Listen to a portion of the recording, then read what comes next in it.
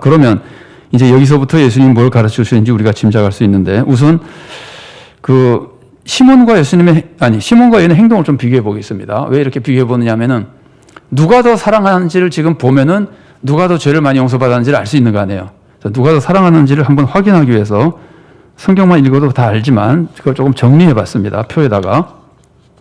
자, 시몬은 한마디로 예수님을 대수롭지 않게 대접합니다. 식사를 초대한 건 그래도 대접이지만, 식사 초대한 것 치고는 상당히 높이지 않는 식사 대접입니다. 여인은 지금 예수님 아주 극진히 사랑하고 높이고 있습니다. 그 예가 시몬은 예수님을 선지자로 생각했는데, 선지자 중에서 훌륭한 선지자로 생각했을까요? 시시한 선지자로 생각했을까요? 이거는 훌륭한 선지자라고 생각했다고 볼 수가 없어요. 아래에 있는 걸 하나도 안 했으니까. 아무리 선지자라고 생각해도 이런 거 하나도 안 해줬다고 하는 거는 선지자 중에서도 별거 아닌 선지자로 이 사람 생각한 거예요. 그래서 제가 하급 선지자라고 그냥 썼는데, 여인은 지금 예수님을 뭐로 생각했느냐? 지금은 알 수 없지만 나중에 알 수 있는 게 뭐냐면은 죄를 용서해 주는 구주로 생각한 겁니다. 여인은 지금 예수님을. 그건 제가 그래서 괄호를 쳐놓은 것이 명시되어 있지 않기 때문에 괄호를 쳐놓은 겁니다. 그 다음에 실제 행동만 보세요. 시몬은 발 씻을 물도 주지 않았습니다. 이거는 손님이 올 때, 여러분 그건 파리스 문화 잘 아시죠? 샌들 같은 거 싣고 다니고 흙 많은 데 돌아다니다가 집에 오면은 발 씻을 물을 주는 것이 영접하는 예의예요. 안 줘도 괜찮아요. 이 사람이, 시몬이 잘못한 건 하나도 없어요. 여기까지. 안 줘도 괜찮지만 예의 차릴 때는 드리는 거거든요. 영접의 예의가 지금 정중하지 않아요. 근데 여인은 아까 우리가 읽어본 대로 눈물로 발을 적시고 머리털로 발을 닦아드립니다. 여기서 눈물로 발을 적신 것은 회개의 눈물이 아닙니다. 이 문맥으로 볼 때. 내가 이 죄인이라서 어떡하냐고 회개에 눌린 것이 아니라 예수님으로부터 용서받은 것이 너무나 감사해서 감격의 눈물입니다. 향유를 붓고 이러는 것이 전부가 감격의 감사, 이런 것들입니다. 그러니까 지극히 예수님의 은혜에 감사하고 감격해서 눈물을 흘리고 머리털로 닦고, 이건 정말 말할 수 없이 높이는 거죠. 발을 머리털로 닦으니까.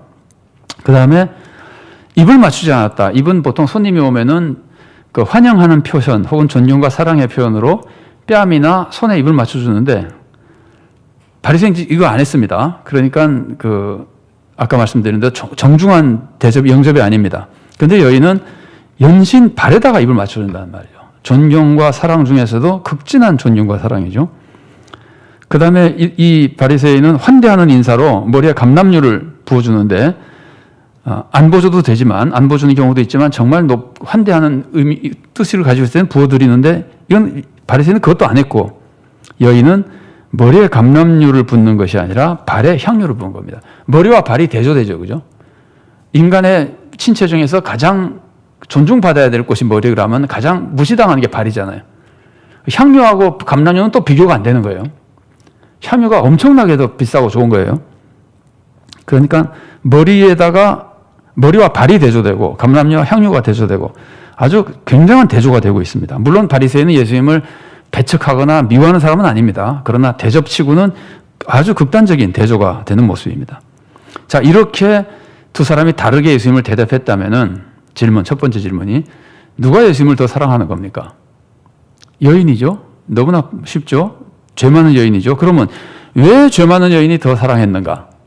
그게 예수님의 비유가 가르쳐 준 거잖아요. 예수님의 비유는 빚을 많이 탕감받은 사람이 채권자를 더 사랑하고, 죄를 더 많이 사함받은 사람이 주님을 더 사랑한다. 그러면 여인이 예수님을 더 사랑하는 것은 여인이 죄를 더 많이 용서받았다는 뜻이죠. 그 7장 47절 말씀입니다. 제가 읽어드리겠습니다. 이러므로 내가 네게 말하노니 그의 많은 죄가 사여졌도다. 이는 그의 사랑함이 많음이라. 사함을 받은 일이 적은 자는 적게 사랑하느니라.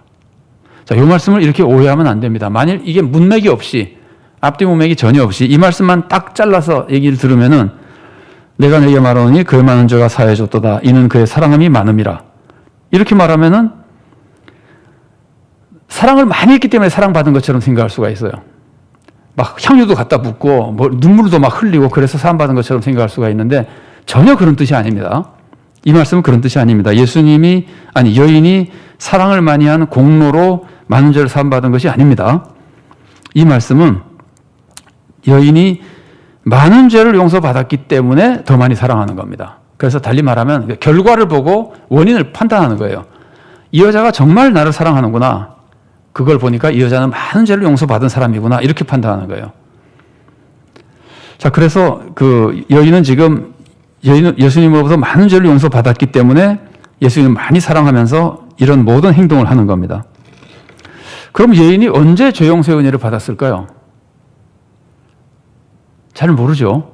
언제 죄 용서를 받았는지 잘 모릅니다. 짐작컨대는 예수님의 복음을 언젠가 듣고 죄 용서의 은혜를 체험한 것 같습니다. 이전에 그런 것 같습니다. 오늘 말씀을 듣고 한 것 같지 않고 분위기를 봐서. 왜 그러냐면은 향유를 준비해 가지고 왔잖아요. 아예 예수님 발에 향유를 부으려고 준비해 온 걸 볼 때 이미 용서의 은혜를 체험한 사람이에요. 예수님이 오신다 그러니까 내가 이 은혜를 받은, 이 은혜를 끼쳐준 분을 그냥 보낼 수 없다. 그냥 지나칠 수 없다. 아마 이런 것인 것 같아요, 분위기가. 아니면은 뭐 예를 들면 말씀하시는 동안에, 여기서 말씀하시는 동안에 은혜를 깨닫고 용서받은 은혜에 감사해서 집에 가서 또 향유를 준비하고 왔을 수도 있지만, 여기서 쭉 설명된 거 보면 그것보다는 먼저 소개해드린 것이 더 맞는 것 같아요. 이전에 예수님으로부터 용서의 은혜를 체험한 이 사람이 아무도 자기를 구원받을 거라고 생각하지 않고 비난만 하는 사회에서 예수님은 나를 용서해 주시고 구원으로 인도해 주셨다. 정말 감격스러운 거죠. 그래서 향유를 준비해 가지고 와서 뭐 주체할 수 없는 눈물을 흘리고 닦고 입 맞추고 향유 붓고 이제 이렇게 했던 겁니다. 자, 그러면 여기서 그냥 지나가면서 한번 생각해 볼 수 있는 것이, 예수님의 복음을 듣고, 아직 십자가 사건이 안 일어났잖아요. 예수님의 복음을 듣고 그 사랑으로 포도해 주고 말씀해 주시는 그 말씀을 듣고 죄 용서의 은혜를 체험했다면은 말씀 사역이 얼마나 큰 역사를 이루는가 하는 걸 알 수 있습니다. 그러니까 믿음은 말씀에서 나오잖아요. 믿음은 들음에서 오는 거니까. 그래서 우리는 이 말씀 사역에, 여러분도 뭐 간증 많이 들어보셨겠지만, 그냥 쪽지 성경 하나, 쪽지 복음, 뭐라 그러죠? 전도서 하나 줬는데도 그거 가지고 변화된 사람들이 있거든요. 그래서 이 말씀 사역이라고 하는 것이 구두로 하든 문서로 하든 뭐 어떤 방법으로 하든 얼마나 하나님께서 크게 역사하시는지 우리가 짐작할 수 있습니다. 물론 여기서는 지금 예수님의 말씀 사역입니다.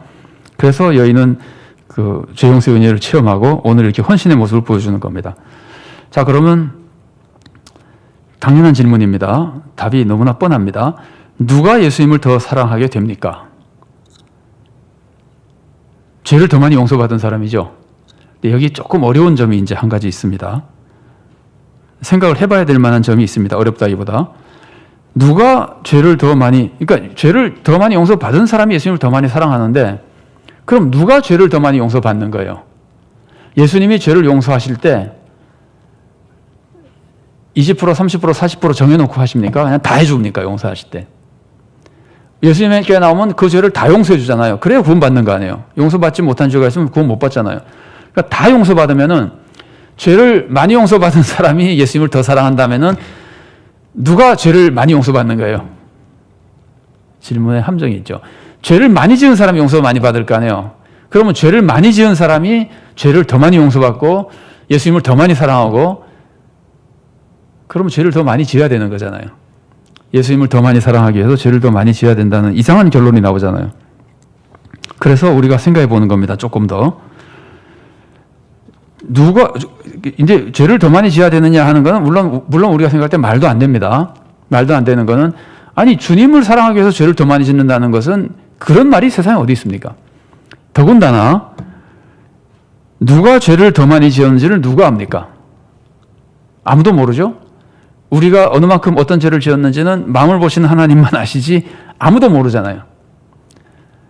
예수님은 화만 내도, 아니면 요한 1서 가보면은 미워하는 자는 살인하는 자와 같다 그러니까 그다음 마음이에요. 아무도 몰라요. 그래서 우선 죄를 많이 지어야 죄를 많이 용서받는다는 말 자체가, 많이 용서받는 건 맞지만 그것이 죄를 많이 용서받아서 하나님을 더 사랑한다고 하는 것은 말이 안 되는 것이고, 이제 조금 더 살펴보겠습니다. 그 다음에 죄를 많이 지어야 된다는 말 자체가 말이 안 되는 거예요. 왜냐하면 죄를 얼마나 많이 지었는지는 아무도 모르기 때문에 그래요. 더군다나 중요한 것은 우리는 죄를 더 많이 지을 필요가 없습니다. 너무 많이 지었기 때문에. 그러니까 항상 나는 저 사람보다 죄를 덜 지었으니까, 예를 들어서 나는 저 사람보다 죄를 덜 지었으니까 내가 죄를 더 많이 용서받으려면 죄를 더 지어야지 라고 말하는 사람이 있을 수가 없어요. 나는 다른 사람보다 죄를 덜 지었다고 생각할 수 있는 사람이 없어요.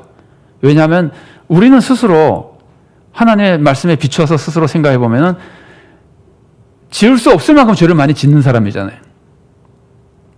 여러분, 이 말이 틀린 말입니까? 여러분은 모르고 짓는 죄가 있다는 생각도 하십니까? 우리가 기도할 때 그런 기도도 하죠. 하나님, 알고 지은 죄, 모르고 지은 죄 다 용서해 주십시오. 그러니까 우리는 도저히 우리가 측량할 수 없이 죄를 짓는 거예요. 이게 생각 속에서 짓는 죄 같은 거는 뭐라고 표현할 수가 없죠. 그죠? 그러니까 죄를 더 많이 지어야 더 많이 용서받는다고 하는 것은 어떤 면에서도 말이 안 되는 겁니다. 그러니까 진짜 중요한 거는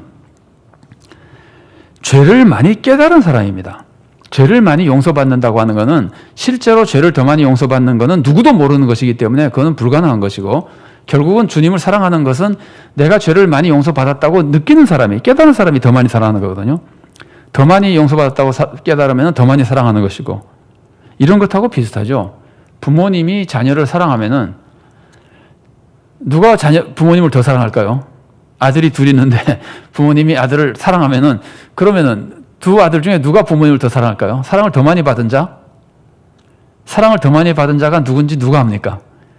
아무도 모르죠, 그거는. 사랑을 더 많이 받은 자라는 것은 사실은 없습니다. 부모님의 사랑을 두 자녀 중에 더 많이 받은 사람이라는 것은 없습니다. 그거는 상황에 따라서 다 서로 다른 사랑이나 돌봄을 받고 있기 때문에. 그럼 중요한 거는 누가 더 사랑하는 거예요? 부모님의 사랑을 더 많이 깨달은 자. 부모님의 사랑이 만약에 100이라면은 어느 효자가 그 100을 다 깨닫겠어요? 아무도 못 깨닫습니다. 그냥 20 깨닫고 30 깨닫고 이러다가, 그래서 사람들이 왜 부모님이 돌아가시면 효자가 되느냐면 부모님이 돌아가신 다음에 사랑을 깨닫기 때문에 그런 거거든요. 어릴 때는 효자가 아니던 사람이 성인이 돼서 효자가 되고 나중에 자기가 자녀를 낳고 나서 효자가 되는 거는 사랑을 새롭게 받아서가 아니라 새롭게 깨달았기 때문이거든요.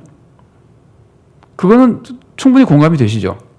하나님의 사랑은 마찬가지입니다. 예수님의 사랑도 죄를 용서받은 것을 깨달은 사람이 깨달은 것이 중요한 것이고, 더 많이 깨달은 것이 중요한 것이고, 더 많이 깨달은 사람이 어떤 사람이겠어요?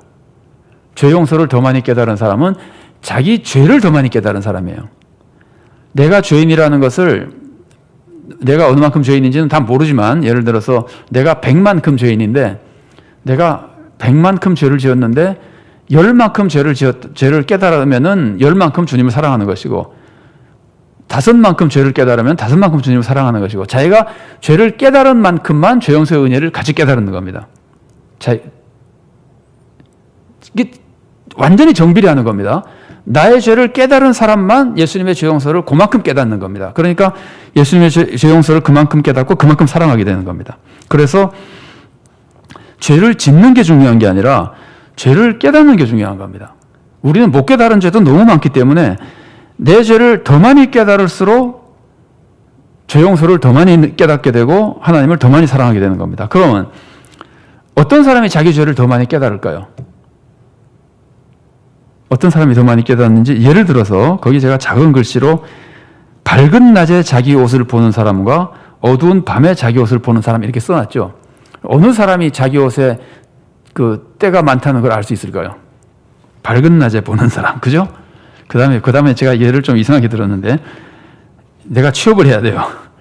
그 면접관을 만나러 가야 돼요. 그럼 면접관 앞에 서기 위해서 자기 모습을 보는 사람, 거울로 내가 면접관을 지금 만나러 갑니다. 거울을 보는 사람과 혼자 골방에 앉아 있으면서 자기 모습을 보는 사람 중에서 누가 자기 모습에 지저분한 것이 있다는 걸 더 잘 깨달을까요? 당연하죠, 그죠?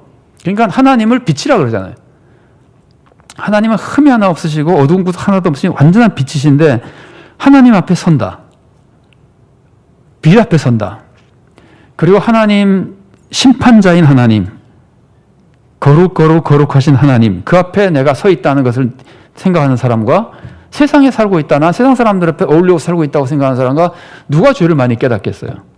뻔하죠, 그죠? 그러니까 하나님 앞에서, 하나님 말씀 앞에서, 하나님의 거룩하심 앞에서, 아니면 하나님의 극찬의 사랑 앞에서 자기를 보는 사람이 자기의 죄를 더 많이 깨달을 수 있고, 더 많이 깨달을수록 하나님의 은혜를 더 많이 깨달을 수 있고 하나님을 더 많이 사랑할 수 있게 되는 겁니다.